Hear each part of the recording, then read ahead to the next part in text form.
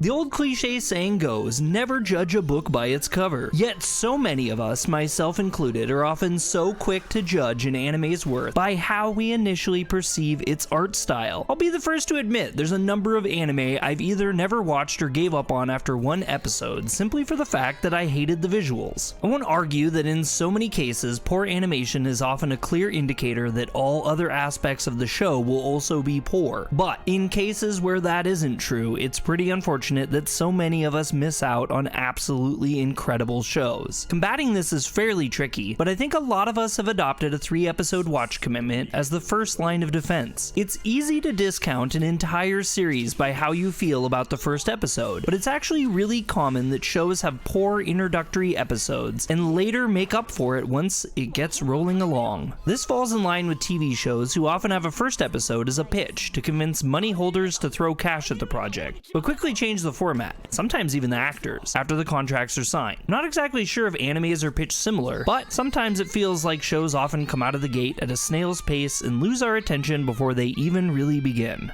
That said, I don't often feel caught off guard with anime anymore. At a 3-episode point, I'm generally left with one of two feelings.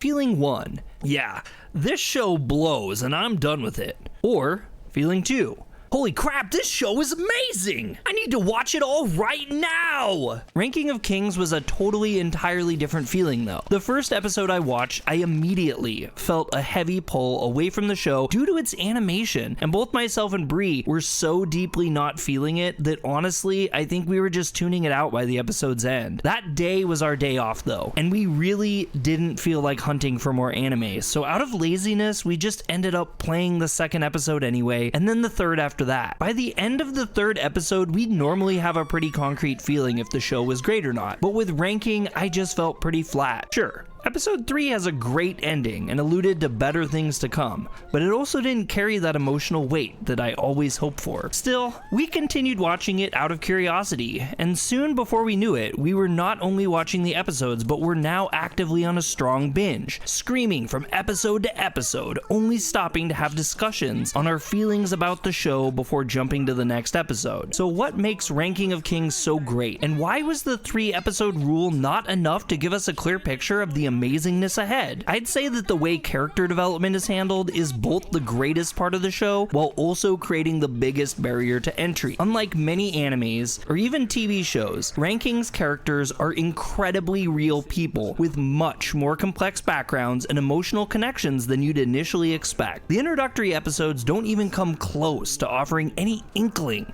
to what's come with the characters and their connections with each other, which I believe makes them initially seem very flat, boring, and standard at first glance. I don't necessarily knock how it's done, as due to this, there's a level of shock and surprise as you realize that you can't take any first impressions of each character for granted. The level of depth each character has as the story continues will often be so polar to your first impressions. The whole concept feels very much like a double-edged sword though, as without the polarization, the surprise that viewers feel would be dramatically reduced. But by having the polarization, the first impressions of the overall characters is that they are all boring and one-sided. I'm not a great writer, so I can't fathom any ideas that could alleviate this issue with the show to increase the initial retention and make viewers give the show more of a chance. But with this video, I hope you'll consider expanding the flexibility of your 3-episode rule to give shows like these a chance, as it's very possible you could be missing out on your next favorite show. What do you think about the 3-episode rule, and what animes or shows have you given an extra chance to and was surprised by? Let us know in the comments below. If you like this content, consider hitting the thumbs up button to help us out, and feel free to subscribe to Yokoso Otaku to join Senpai Squad. Finally, check out the links in the description below to find our amazing merch, Facebook page,